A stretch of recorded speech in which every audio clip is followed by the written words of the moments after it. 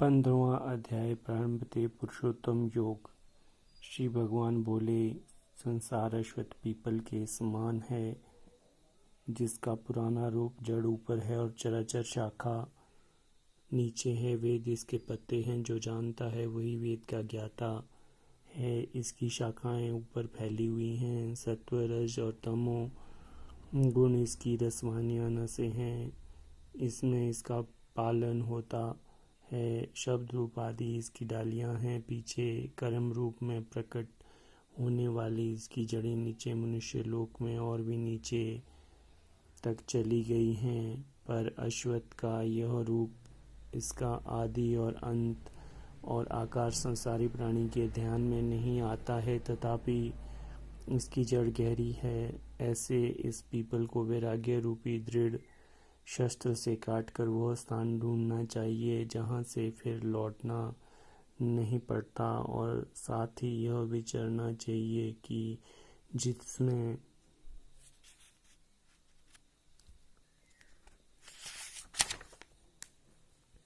वह पुरातन प्रवृत्ति उत्पन्न हुई है, उसी आदि पुरुष की शरण में हूँ।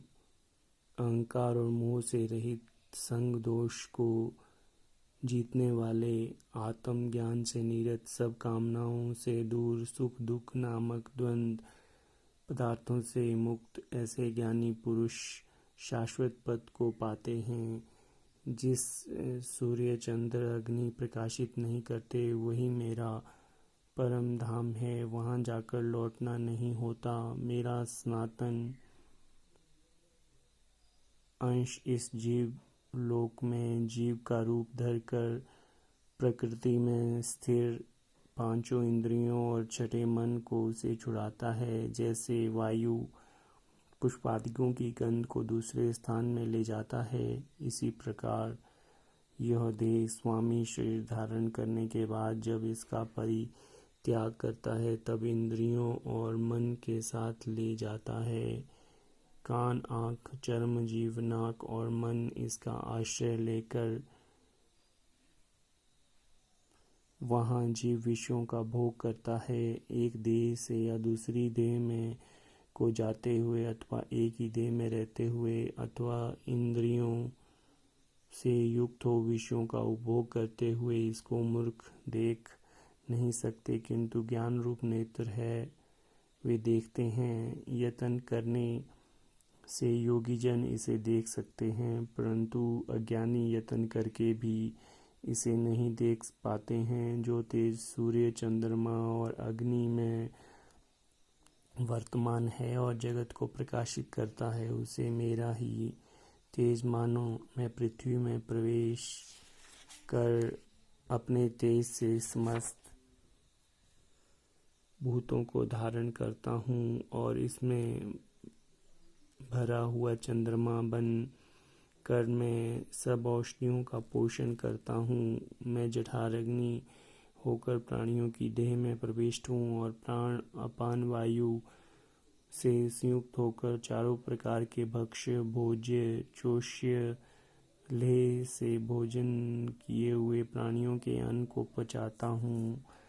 संपूर्ण भूतों के हृदय के कमल में निवास करता हूँ। मुझसे ही स्मृति ज्ञान है और उनका नाश होता है। सब वेदों को जानने योग्य मैं ही हूँ। वेदांत का कर्ता, वेदों का ज्ञाता, ज्ञान मैं ही हूँ। इस संसार में अक्षर और अक्षर, ये दो पुरुष हैं। जितने नाशवान प्राणी हैं वे अक्षर कहलाते हैं, और उनमें से कूटस्थ अर्थात शैल शिखर की भांति स्थिर चैतन्य अक्षर कहते हैं। किंतु उत्तम पुरुष परमात्मा विकार रहित, सर्वनियता बद्ध, मुक्त, नित्य रूप, तीनों लोकों में प्रविष्ट, धारण पोषण करता है। वह इन दोनों से परे अलग है। मैं अक्षर और अक्षर से उत्कृष्ट हूँ। इसी कारण से लोक में वेद में पुरुषोत्तम नाम से विख्यात हूँ। हे भारत, जो ज्ञानी जन इस प्रकार से मुझको पुरुषोत्तम जानता है, वह सब कुछ जानता है और सर्वत्र भावहीन मेरा ही स्मरण करता है। हे भारत, शास्त्र के गुहे भेद को जो मैंने कहा है, यह जानकर बुद्धिमान पुरुष कृतकृत्य होता है। इति श्रीमद्भगवद्गीतासु उपनिषत्सु ब्रह्म विद्या योग शास्त्रे श्री कृष्ण अर्जुन संवादे वृक्षयोग नाम 15वां अध्याय समाप्त। 15वें अध्याय का महात्म्य प्रारंभ। श्री नारायण जी बोले, हे लक्ष्मी, 15वें अध्याय का महात्म्य सुनो। उत्तर देश में नृसिंह नामक एक राजा था और सुभग नामक मंत्री था। राजा को मंत्री पर बड़ा भरोसा था। मंत्री के मन में कपट था। मंत्री चाहता था राजा को मारकर राज्य में ही करूँगा। इस भांति कुछ काल व्यतीत हुआ। एक दिन राजा नौकर चाकरों सहित सो रहा था। तब मंत्री राजा को सारे नौकरों समेत मारकर राज्य करने लगा। राज्य करते हुए बहुत समय व्यतीत हुआ। एक दिन वह भी मर गया। यमराज के पास दूत बांध कर ले गए। यमराज ने कहा, हे यमदूतों, यह बड़ा पापी है, इसको घोर नरक में डालो। हे लक्ष्मी, इस प्रकार वो पापी कई नरक भोगता धर्मराज की आज्ञा से घोड़े की योनि में आया। संगलदीप में जाए घोड़ा भया। बड़े घोड़ों का सौदागर उसे मोल ले गया और भी घोड़े खरीद कर अपने देश को चला। चलते चलते अपने देश में आया। वहाँ के राजा ने सुना कि अमुक सौदागर बहुत घोड़े ले आया है। तब राजा ने उसे बुलाया। देखकर घोड़े खरीदे। उस घोड़े को भी खरीदा। जब उस घोड़े को फेरा तब राजा को देखकर उसने सिर फेरा।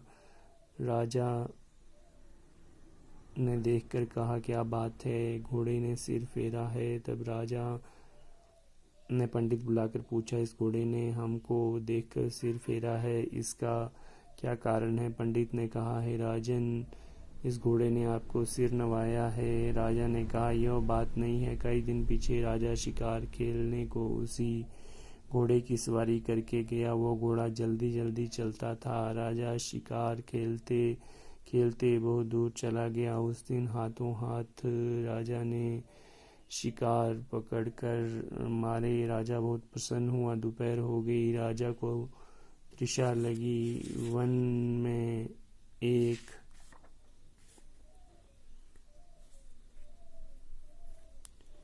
अतीत देखा। कुटिया में बैठा है। तालाब जल से भरा है। वहाँ राजा उतरा। घोड़ा वृक्ष से बांधकर कुटिया में गया। देखा तो साधु अपने पुत्र को गीता के 15वें अध्याय का पाठ सिखा रहा है। वृक्ष के पत्ते पर श्लोक लिख दिया।